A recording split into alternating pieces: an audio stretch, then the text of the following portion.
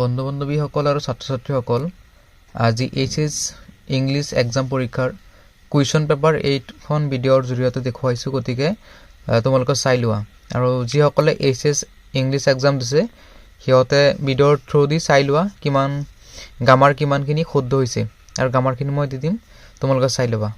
এইটো চোৱা, ছেকশ্যন কি আছে, ছেকশ্যন এত কি আছে, ৰিডিং স্কিল। গতিকে ইয়াত পেচেজ আছে, চাব পাৰিছা পেচেজটো কি আহিছে। আৰু যিসকলে 2027 এক্সাম দিব এইচএছ সিহঁতৰ কাৰণে এই কুৱেশ্যন পেপাৰটো অতি গুৰুত্বপূৰ্ণ। গতিকে ভিডিঅ'টো চাই ধুনীয়াকৈ কুৱেশ্যনবোৰ লিখি ল'বা, ঠিক আছে। পাছত চাব পাৰিছা যে পেচেজৰ যিবিলাক কুৱেশ্যন আছে সেইবোৰ কুৱেশ্যন এইবোৰ। পাছত চোৱা ছেকশ্যন বিত, ছেকশ্যন বিত আছে কিমান 25 মাৰ্কছ। তাত কি থাকে, লেটাৰ, ন'টিচ, ৰিপৰ্ট আৰু এডভাৰটাইজমেণ্ট থাকে বা জব এপ্লিকেশ্যন আদি 25 মাৰ্কছ। গতিকে চাব পাৰিছা 2026 এইচএছ এক্সামত কোনকেইটা ৰিপৰ্ট, লেটাৰ বা ন'টিচ বা জব এপ্লিকেশ্যন আহিছে ধুনীয়াকৈ চাই লোৱা। 27ত ইয়াৰ পৰা আহিব, পেটাৰ্ণটো অলপ চেঞ্জ হৈছে। পাছত চাব পাৰিছা right a letter to editor. গতিকে চাব পাৰিছা ছেকশ্যন চি চোৱা, গ্ৰামাৰ 20 মাৰ্কছ। গতিকে চোৱা ফাৰ্ষ্টতে কি আহিছে, নেৰেশ্যন আহিছে। গতিকে চোৱা নেৰেশ্যনটো তলত ধুনীয়াকৈ কৰি দিয়া হৈছে। ভিডিঅ'টো ৰখাই লৈ লিখি ল'বা, ঠিক আছে, নেৰেশ্যন কৰিব লাগে। পাছত চোৱা কুৱেশ্যন 6ত কি আহিছে যে চেঞ্জ দ্য ভইচ কৰিব লাগে, ধুনীয়াকৈ কৰি দিয়া আছে, তোমালোকে চাই লোৱা। পাছত চোৱা এইকেইটা ভইচ হয়। পাছত টেন্স, গতিকে চোৱা টেন্সত কিমান মাৰ্ক আছে, 5 মাৰ্কছ আছে।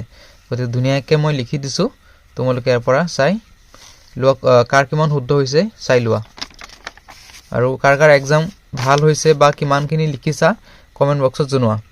পাছত চোৱা আছে কুৱেশ্যন 8ত কি আছে, এপ্ৰপ্ৰিয়েট প্ৰিপজিশ্যন।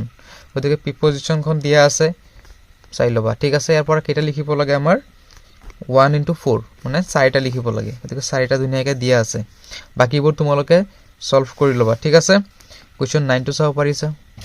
গতিকে কি আছে কুৱেশ্যন 9টোত যে right any 4 of the following sentence in direct। কিছুমান চেণ্টেঞ্চ আছে তোমাৰ কি কৰিব লাগে, ডাইৰেক্ট কৰিব লাগে। পাছত চোৱা মই এনচাৰখিনি ধুনীয়াকৈ লিখি দিছোঁ, তোমালোকে লিখি ল'বা, ঠিক আছে। যিসকলে এইবাৰ ছেকেণ্ড ইয়াৰত উঠিবা সিহঁতৰ কাৰণে ভিডিঅ'টো অতি গুৰুত্বপূৰ্ণ, আৰু যিসকলে এক্সাম দিছা সিহঁতলৈ চাই লোৱা, আৰু বাকী এক্সামবোৰলৈ মনোযোগ দিয়া। যিহেতু আছামিজ, ইংলিছ বা যিসকল ছায়েন্সত পঢ়ি আছে সিহঁতৰ কি আছে, ফিজিক্স, কেমিষ্ট্ৰি, বায়'লজি, মেথছ বা আৰ্টছৰখিনি বিভিন্ন ছাবজেক্ট আছে, সেইবোৰ ক্লিয়াৰ কৰা।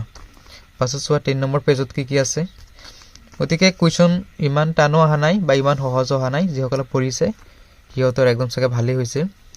গতিকে বাকী এক্সামবোৰলৈ ভালদৰে পঢ়া, ভালেই হ'ব দিয়া। পাছত চোৱা ধুনীয়াকৈ মানে চব দিয়া আছে, আৰু চোৱা কুৱেশ্যন এনচাৰ MML যিটো ফাৰ্ষ্ট লেচন আছিল তাৰ লাষ্ট লেচন তাৰ পৰা ধুনীয়াকৈ আহিছে। গতিকে চোৱা ইমান টান অহা নাই, গতিকে এইটো তোমালোকে ছল্ভ কৰি ৰাখিব লাগিব। গতিকে যিসকলে 2027 দিবলগীয়া আছে এইচএছ এক্সাম, গতিকে সিহঁতৰ বাবে কুৱেশ্যনটো অতি গুৰুত্বপূৰ্ণ। এইটো তোমালোকে লিখি আনচাৰবোৰ সঠিকভাৱে লিখি মুখস্থ কৰি একদম ধুনীয়াকৈ ৰাখিবা, ইয়াৰ পৰাই 27ত অহাৰ চান্স আছে। আৰু পেটাৰ্ণটোতো গম পাইছা যে ক'ত কিমান মাৰ্কছ থাকে। এইকেইটা কি হয়, ছাপ্লিমেণ্টাৰীৰ পৰা আহিছে। চোৱা এটা কুৱেশ্যনতে 7 মাৰ্কছ, চাব পাৰিছা। গতিকে এইখিনি আছিল আজিৰ এইচএছ ইংলিছৰ পেপাৰ।